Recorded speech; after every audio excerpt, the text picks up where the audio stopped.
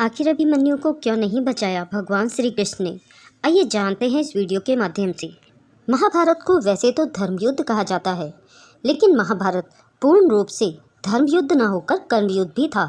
यही कारण है कि महाभारत को लेकर अभी भी काफ़ी रहस्य है।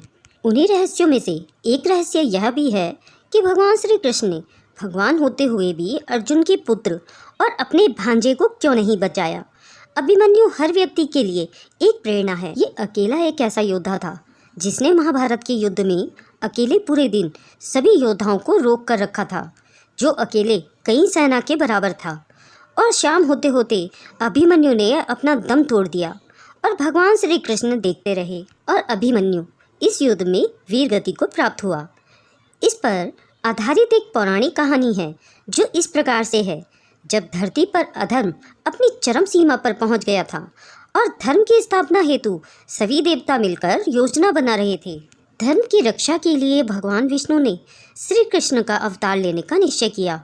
तब ब्रह्मा जी ने अन्य देवताओं को यह आदेश दिया कि वे भी धरती पर धर्म की स्थापना हेतु भगवान श्री कृष्ण की सहायता करेंगे और इस कार्य के लिए सभी देवताओं को या तो अपने अंश अवतरित करने होंगे या उनके पुत्रों को धरती पर जन्म लेना होगा।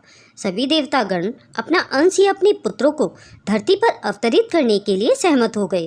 परंतु जब चंद्रदेव को पता चला कि उनके पुत्र वर्चा को भी धरती पर जन्म लेने का आदेश मिला है, तो चंद्रदेव मन ही मन दुखी हो गए और इस आदेश का विरोध करने लगे। चंद्रदेव अपने पुत्र से दूर नहीं रह सकते थे, परंतु सभी देवताओं ने उन्हें समझाया कि यह ब्रह्मा जी का आदेश है और जिसे उन्हें मानना ही होगा और धर्म की स्थापना के लिए कार्य करना सभी देवताओं का कर्तव्य है। सभी देवताओं की बात सुनकर चंद्रदेव अपने पुत्र वर्चा के अवतरण के लिए सहमत हो गए, पर उन्होंने एक शर्त रखी। शर्त यह थी कि उनका पुत्र धरती पर अधिक समय के लिए नहीं रहेगा और वह सबसे अधिक शक्तिशाली होगा। पूरे दिन युद्ध करने के पश्चात उसे सायंकाल में ही अपने शरीर को त्याग कर मेरे पास स्वर्ग लौट आना होगा। सभी देवताओं ने चंद्रदेव की यह शर्त स्वीकार कर ली।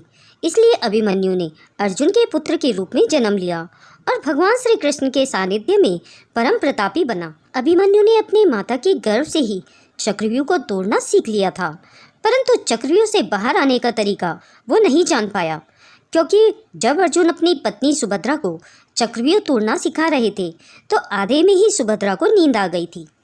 भीष्म पितामह के घायल होने के बाद से ही पांडवों ने कौरवों की सेना में उथल पुथल मचा दी थी। इसलिए कौरवों ने पांडवों की सेना का नाश करने की योजना बनाई। योजना के अनुसार उन्होंने अर्जुन और उनके सारथी बने भगवान श्री कृष्ण को युद्ध भूमि से दूर कर दिया था और उसके जाने के बाद चक्रव्यूह की रचना की, जो केवल अर्जुन ही उस चक्रव्यूह को तोड़ना जानता था। लेकिन ऐसे में अभिमन्यु ने आगे आकर पांडवों की सेना का सर्वनाश होने से बचा लिया। अभिमन्यु चक्रव्यूह के भीतर अकेला ही प्रवेश कर गया। उसके साथ कोई और योद्धा उसमें प्रवेश ही नहीं कर पाया। दूसरे योद्धाओं को चक्रव्यूह के द्वार पर ही जयद्रथ ने भगवान शिव के वरदान की शक्ति से रोक लिया। अभिमन्यु अकेला ही बड़े बड़े योद्धाओं से लड़ा। अभिमन्यु घायल होकर भी लड़ता रहा और उसने अंतिम श्वास तक उनसे हार नहीं मानी। और जब अभिमन्यु के हाथ से शस्त्र भी छूटकर गिर गए, तब भी अभिमन्यु रथ के पहिए से लड़ता रहा और ऐसे ही शाम तक लड़ते लड़ते अभिमन्यु अल्पायु में ही वीर गति को प्राप्त हुआ। और इस प्रकार अपनी बहादुरी के कारण अभिमन्यु युद्ध भूमि का सबसे सूरवीर योद्धा कहलाया और चंद्रदेव की शर्त के अनुसार जल्द ही स्वर्गलोक को प्रस्थान कर गया। यही कारण था कि भगवान श्री कृष्ण सब कुछ जानते थे, इसलिए अभिमन्यु के प्राणों की रक्षा नहीं की और नियति में कोई बाधा उत्पन्न नहीं की। दोस्तों, अगर आपको वीडियो पसंद आया हो तो वीडियो को लाइक और अपने दोस्तों में शेयर जरूर करें और ऐसी ही रोचक कहानियों, कथाओं और जानकारी के लिए हमारे चैनल को सब्सक्राइब जरूर करें। वीडियो को अंत तक देखने के लिए आपका दिल से बहुत बहुत धन्यवाद।